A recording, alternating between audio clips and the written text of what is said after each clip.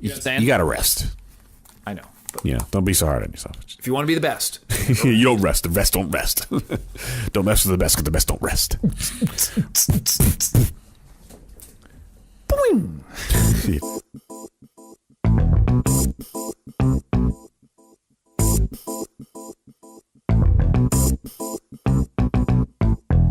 Dudes to Dads is a podcast to help men understand and navigate the transition of being a single dude into a family man. How do we make sense of it all? Well, we probably won't be able to, but let's go ahead and have some fun trying.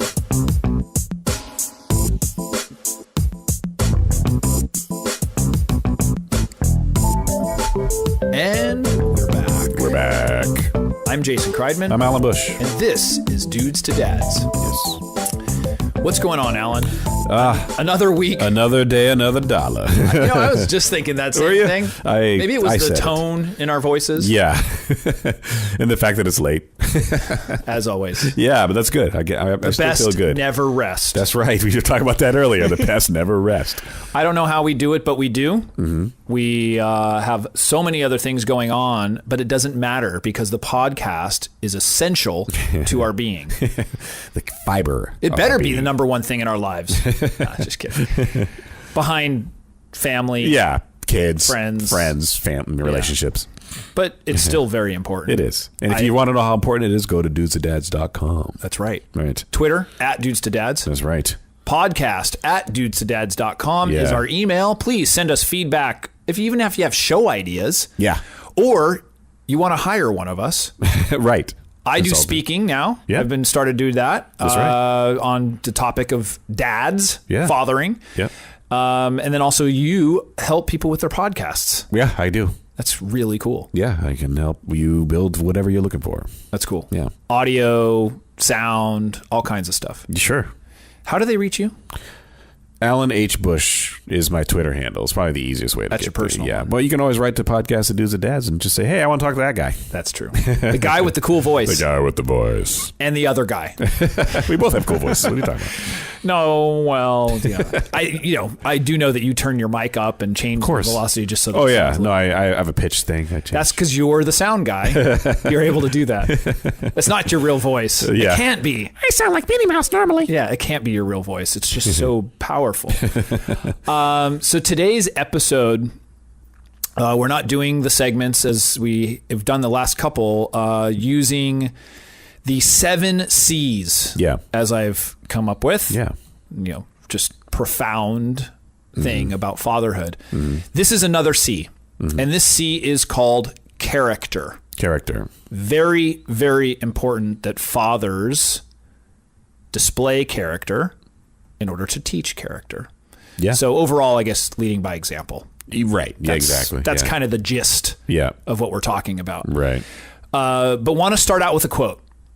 And I don't even know who wrote it, but I saw it online. And I liked it. Okay. It says, character, not beauty, high test scores, or wealth, account for life satisfaction.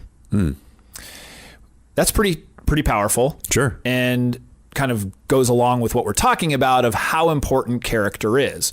So there's kind of 2 elements of this that I want to talk about. One is our own character, meaning as a father, how we display character, because children will lead, or I should say children will follow. Yeah, right. By example. Yeah.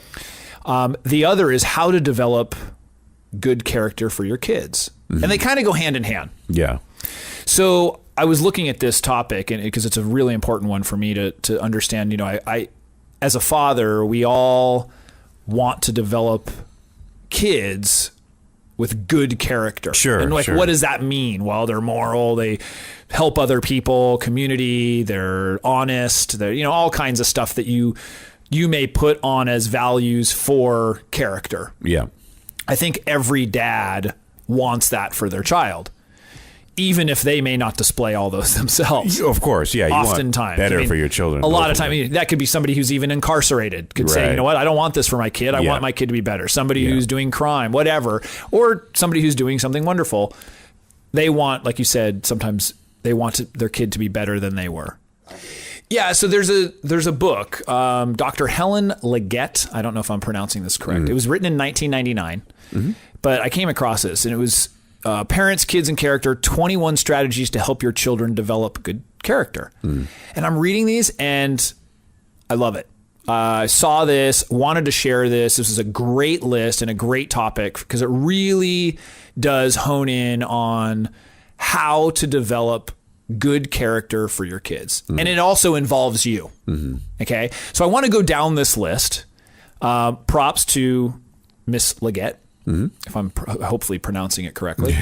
I think her book's available on Amazon. We'll put a link to it. I haven't had a chance to speak with her. I'd love to. Yeah. I mean, that would be pretty cool.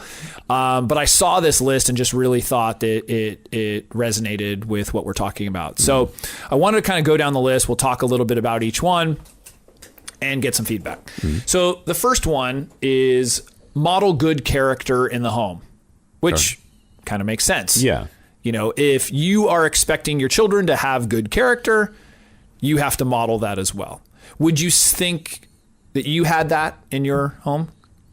Yes. Because you have good character now, so that's why I appreciate that. Yeah. And I learned a lot from the variety of different resources I had, but I would say my grandparents especially were the ones good that examples. Really good examples of what to be and how to be with the people in your life. And I think I emulated a lot of what they gave me. And they were at that age where I was learning a lot of that anyway, like between 6 and 12 is when you're kind of absorbing your personality. Yeah. And so they were very influential in that, thank goodness, because I think they kind of rescued me on some level at that time.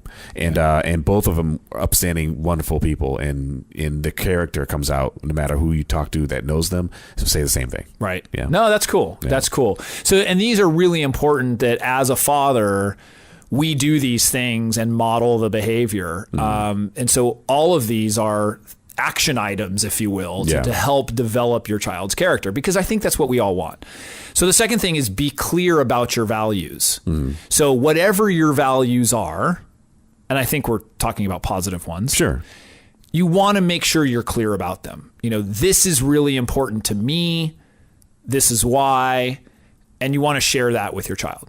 So you got to be clear about them. Right. So I think that's an important thing. Sure.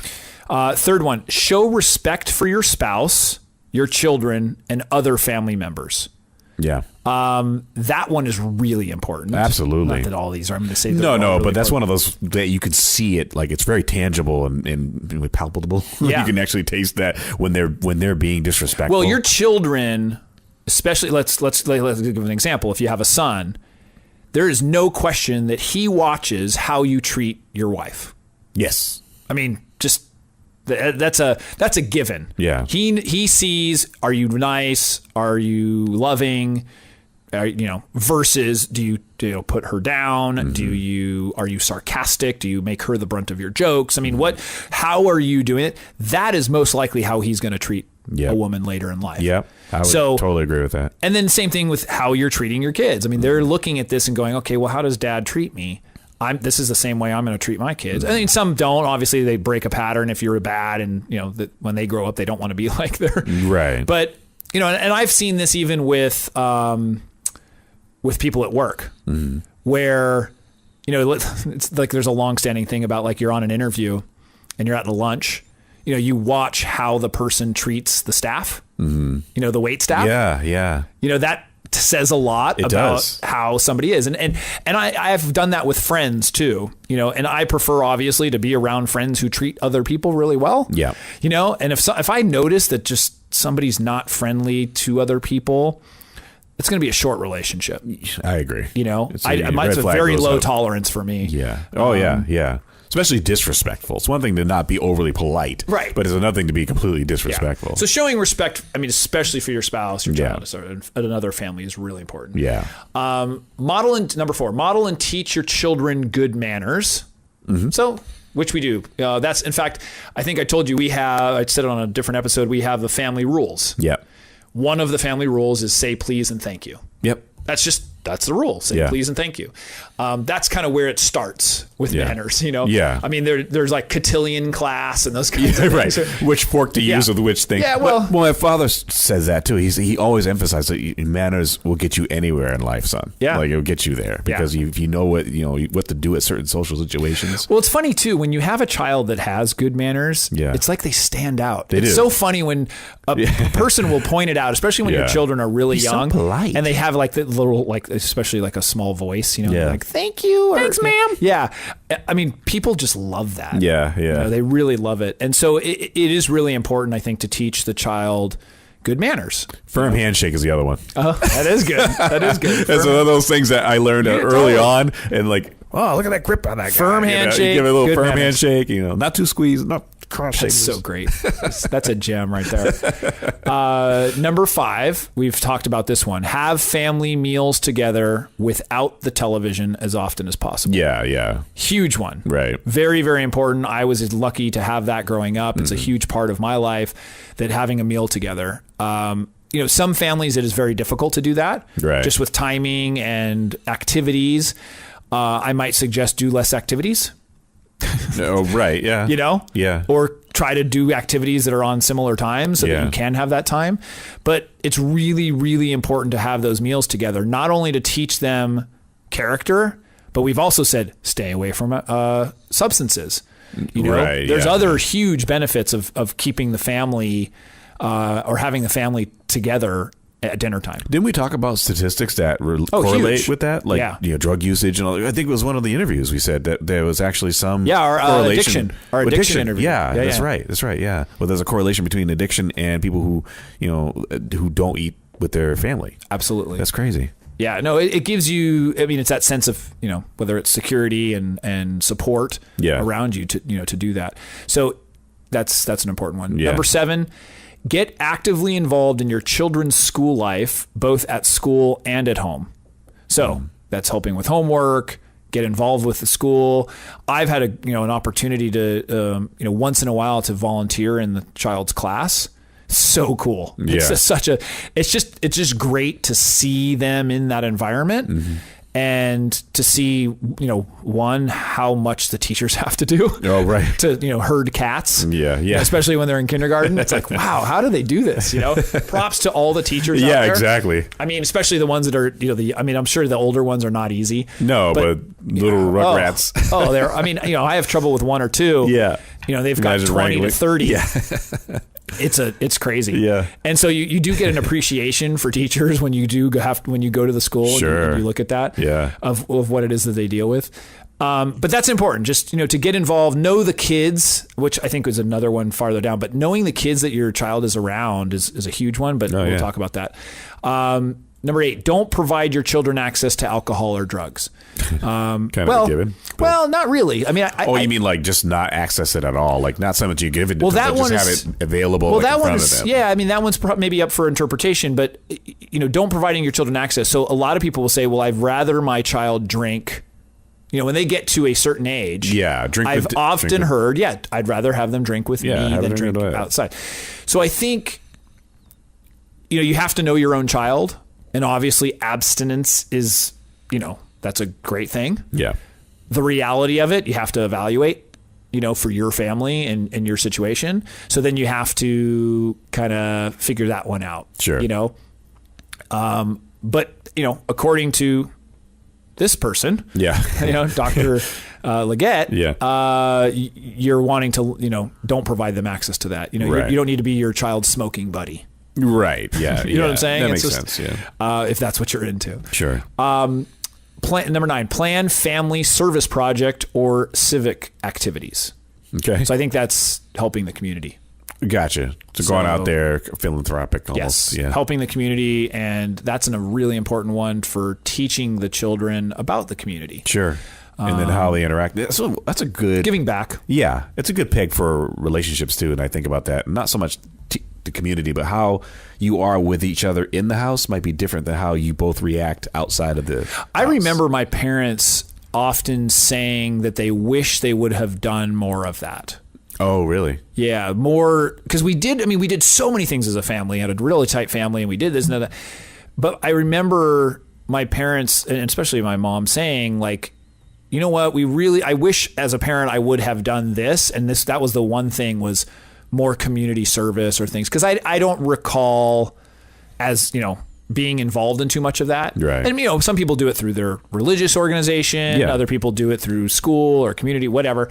But, we just had so many things going on, activities and stuff. I don't think we took as much step back. And I think that was not a good thing. I mean, at the time, it's not that it didn't turn out okay. We do plenty of things now for the community. But I think it's important to try to instill that with the kids. Right. The idea of giving back, or the idea of helping others, that's an important one. Yeah. Okay, so number 10, read to your children and keep good literature in the home. Yeah. Great one. That's a great one. And good literature could mean just positive material. Yes. Yeah. Whatever. Yeah. Not just comic books, but sometimes comic books are okay. Well, comic books are fine. Yeah. As long as they're nonviolent. Which are none. Oh, okay. So number 11, limit your children's spending money.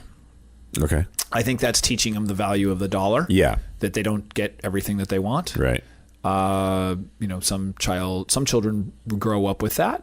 Yeah. And that could be difficult later in life when their expectations are that, hey, it's just whatever it is. Yeah, I'll just pay for it or whatever. Yeah, we're still in the process of teaching our kids about money. I told you about the moon jar, which was great. It's like the spend, save, share. You got those? Yeah. Yeah. We have it. So we're still, they're learning about that value, and it's an ongoing process. Yeah. To try to understand and learn.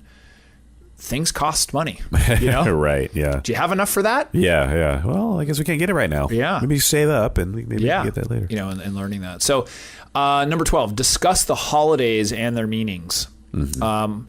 I think that's an interesting one. As we are approaching the holidays here when we record, it is a time of kind of reflection. Yeah. You start to think about your childhood and what you did during the holidays, and for many, it's great memories. Sure. And I think when you get to do that and pass that on to your kids, there's moral lessons, there's all kinds of tradition. Sure. Regardless of what your traditions are. I think that's important. And I actually had thought that, like, as an example, like this year, I'm stepping it up personally and doing a little bit more with the holidays than I had in the past. Right. Yeah. And I don't know why, but it just kind of came to me. Seems like a good time. Yeah. I felt like I needed to. My wife had done a lot of work every year during the holidays, but I think it's time for me to do something. Sure. And participate. I think that's something for me personally. Yeah. Number 13, capitalize on teachable moments. And we talked about this in a previous episode. Yeah.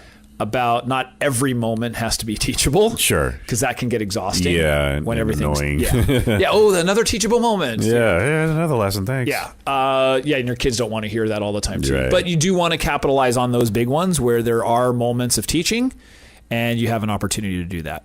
So that's an important one. That's where you get to build character. Number 14, assign home responsibilities to all family members. We have gone over that list in the past about age-appropriate tasks. Yeah. I don't like to call them chores. Okay. And the reason being is I don't know. I think of chores as a negative thing. Maybe it sounds like it's... I just thought of it as a negative thing versus we all just help out. And right. These are some things that I do to help the family, and these are things you do to help a chore. I don't like doing chores. You know what I'm saying? It's an assigned, I don't know. It feels like a prison sentence. Yeah. The word chore in and of itself, it's negative. It does have a kind of a negative. It's negative. And so I think it's just, hey, these are the responsibilities you have as a family member, based on your age. Your assignment today. Right. And we're now, my kids are now at the age where we can start doing that, where it's like, hey, you can help take out the trash. Yeah. You can help, you're setting the table and doing dishes or doing whatever.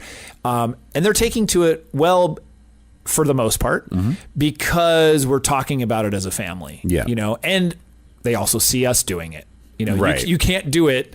You can't ask them to do it if you're not doing it yourself. Yeah, exactly. Right. Yeah. And so in the beginning, of course, part of it is you have to help them do it. Right.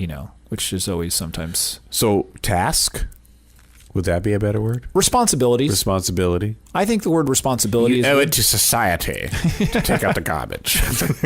You owe it to me Yeah, exactly. and my back. Yeah. You must do it. Help out, Dad. Come on. 15. Set clear expectations for your children and hold them accountable for their actions. You got to be careful, too. We've talked about expectations in the past. So Right. although you do want to be clear on them, you want to also not be overbearing with expectations. Right. That can be dangerous. Sure. So I don't think it's inappropriate to have expectations on your children for certain things, but you do want to be mindful of how much you are putting on them, at what age. That's come up. We've had an episode just about expectations. Right. Yeah. You know? Exactly. Yeah. So yeah, I think that's something to keep mindful of. 16, keep your children busy in positive activities. So whether that be sports, Martial arts, music, piano, whatever. arts Running and around. crafts, even just Go playing outside and play. is a positive activity. Yeah. And I think that's, one of the other statistics, or one of the other things was, experimentation with substances typically happens between 3 and 6 p.m. Oh, right. Yeah. because there's no parents, or the Yes. parents are working or And there's whatever. no activity they can go to or whatever. No activity, there's nothing to do. So they'll find something to do, whether it's positive or negative. So at the same time, I think we have to add is you don't want to have them be too busy. Right. Although playing is busy, Sure. you don't want to be, every single day is a requirement to do multiple things per day. Like you're in karate, piano, blah, blah, 15 different activities, because you can overwhelm a child too. Sure. Unless they're having fun in every single one of them, which maybe not. Yeah, they still could get burnt out even off the exhaustion of Right. it. Yeah. Right. So you got to give them a little bit of downtime. Yeah. And yourself. Don't drive them everywhere. Right. Number 17, learn to say no and mean it. Yep. That is going to help build character. You just have to set those boundaries. No. Ask your mother. Yeah. Yeah. Don't do that. Yeah, you have to back it up. Yeah. When you say no, you mean no, and it's no. Yep. It's not maybe, not sometimes, not this time only. Yep. It's no. Right. They'll get it eventually. Right. Yeah. 422nd time. Yeah, right. Do I sound sarcastic? Yeah, a little bit. It's I understand. late. It's late. 433rd is a charm. Yeah. They'll eventually get it. Like the dessert thing. Yeah. No, you can't have a 5th cookie. Is it Friday? Right. Number 18, know where your children are, what they're doing, and with whom. That's a Good luck with that one when they're teenagers. I know. That's But one of you- those things you're going to have to trust. That trust has become part of it. We should probably do an episode on just teenage trust. We should. I'm going to have to find someone who knows. Yeah, we need some experts on that. You do want to know where your children are. You know what, though? This is established early where, and like this happened with my parents. My parents actually didn't police us too much about where we were going or with whom, as long as they knew what it was. Yeah. And at the same time, I didn't have a curfew. Right. As long as they knew where I was. Yeah. I you know what? I had the same upbringing. Like that was kind of, they just trusted that I'd be around the right types of people. And for whatever reason, like normally I'd say I'm at my friend's Now, house. I think they prepped that with years of positive relationship between them, because not every kid was, I think, prepared for that. Yeah. But all three of us, my sisters as well, had that same sort of freedom, if you will, because everybody else had to be back by a certain time. We were anyways. But I didn't really have the curfew, but at the same time, I respected what my parents had said. Yeah, you don't want and them so they to say, worry. well, where are you? I need to, I need the contact information of where you're going to be and with who or whatever. But they didn't judge it either. And so I didn't have a reason to lie. Right. You Just know, like, okay. Right. Just want to know where you are. Right. I mean, now I think about that as a parent. Yeah. And like, wow, I'm going to worry. Oh, sure. It's Sure. Especially gonna when they be, first go there for a sleepover. Oh, that's going to be tough. Well, they are doing that, but when they're on their own. Yeah, on they their have own. a car. Yeah. Oh, jeez. Yeah. Yeah. Or they have a friend has a car. Wait till we have a podcast on that. Keep my life on the air. It's going to be difficult. Yeah, that's going to be an interesting one. Yeah. Number 19, refuse to cover for your children or make excuses for their inappropriate behavior. I could see that. Yeah. I could see that. I think a lot of parents get defensive and try to defend their kids because they feel it's a reflection on them. Well, and remember Dr. G? Yeah, that's right. And bullying? Yep. We do not want to believe that our child could be a bully. Right. No way. Exactly. And so we will stick up for them. We'll cover for them. We'll do whatever because they are not a bully. Right. You know, there was a funny thing. I forget what it was. You know, like for a sibling, you know, that this is a little bit gruesome, but you know, it was the idea like, you know, if your sibling was involved in a stabbing or something, like, no, the person walked into the knife. You know, it was like you're covering for them because they're your sibling. Yeah. There's some story about that. Yeah. You know? Or like I remember my mom saying, it's like, no, I didn't stab him. He walked into the knife, you know, or whatever. Several times in the back of the head. I mean, it was a joke, but you know, it was pretty disgusting. But it is still that idea that you're going to stick up for whether it's your sibling or, although it is kind of cool when my kids stick up for each other. Yeah. I like it when they come to their defense. When someone's, you know, in a righteous manner. I've actually witnessed this firsthand where my kids have covered for each other and I just let it go. Totally let it go. Yeah. Right. Yeah, no, where they said, no, everything's fine, but, you know, or whatever. Yeah. And I was like, that's actually pretty cool. You know? Yeah. You want that relationship. You do. They trust each other. You don't want to stifle that and throw one under the bus as a result of the other. Right. Now I've heard the opposite where it's like, you know, they'll tell on the other one. Yeah, right. You know, right. So, and you can't get that in trouble either. But yeah, there's no value in telling me who did what because it just doesn't matter. You're both at some point, as my mom would always say, you both are going to do something, so you're both in trouble. You know, didn't matter which kid did it. Yeah, right. At one time, you're gonna do it. Yeah, you're both involved somehow. Right. You're in the comments. All three of us would get in trouble. And then number 20, know what television shows, videos, movies, I would even add games to that, your children are watching or playing. Yeah, that's the thing. The games thing is one of those things that you almost forget. Because this was in 1999, so they didn't have as much. The Xbox wasn't a big thing then. The games were just real simple. They weren't as complicated as they are now. Or as violent. Yeah, as violent, yeah. Yeah. So that's an important thing of knowing kind of just what media, I guess is the better way of saying it, of what they're involved with and doing. But that's a tough one too, you know, of policing that until what age, because you want to give them the freedom and have the maturity to make that decision of what's okay. But at the same time, when they're younger, they may not have good judgment.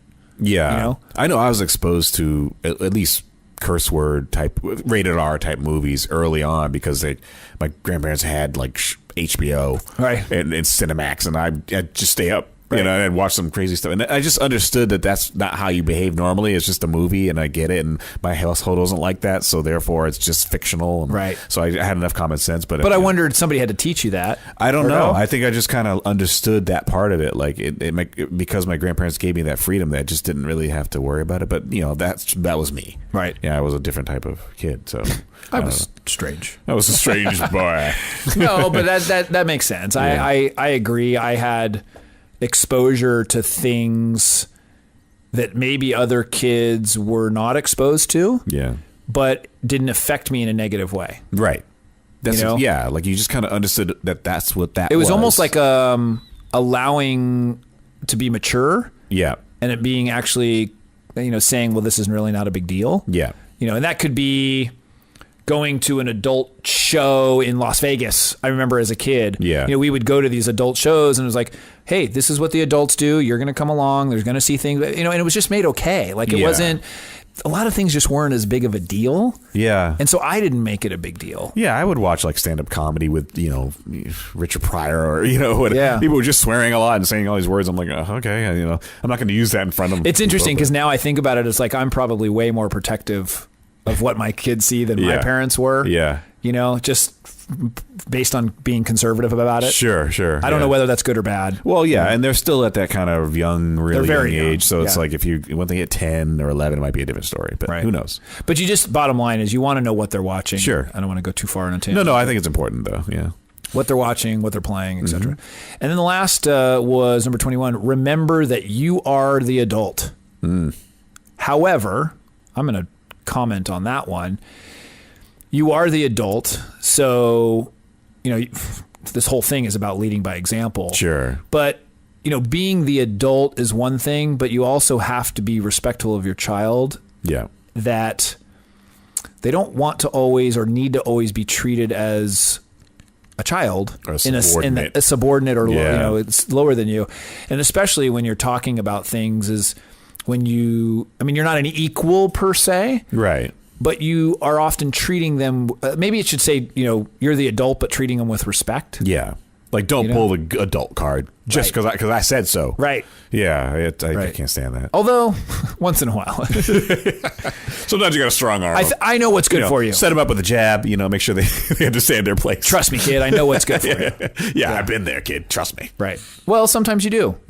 Yeah. Or I have said this where I said, you know what? You're not going to probably appreciate this now, but you will when you're older. Can you say, this is kind of an odd question, but can you say, hey, look, just trust me on this one? Do you trust Daddy? Well, I've said that before. Then just don't do that. You have to make sure you deliver on it. Yeah. Where I think I had told the story where my daughter was concerned that I wasn't going to be somewhere at a certain time. Oh, okay. And it was building that trust. And I said, do you trust me? Yeah. I said, I'm your dad. I'm not going to ever let you, intentionally leave you somewhere. Right. I will be there at 12:30. Yeah. And I was there at 12:30 and made sure that she was aware, like, hey, I told you I'm going to be there. That's, call it consistency, character, whatever you want to call it. Sure. I want to make sure that my kids know. That's a big one, and because I think I had talked about things that have happened in my spouse or my wife's life and things like that, of just that consistency of knowing that my kids know that they can count on me no matter what. Right. That is a really, really big one for me. Just that security. We can call it whatever you will. Right. Just of knowing that, and so being the adult. They know they can trust me, and they know that I'm consistent, and they know that I'm going to be there. It's just a big one. Yeah.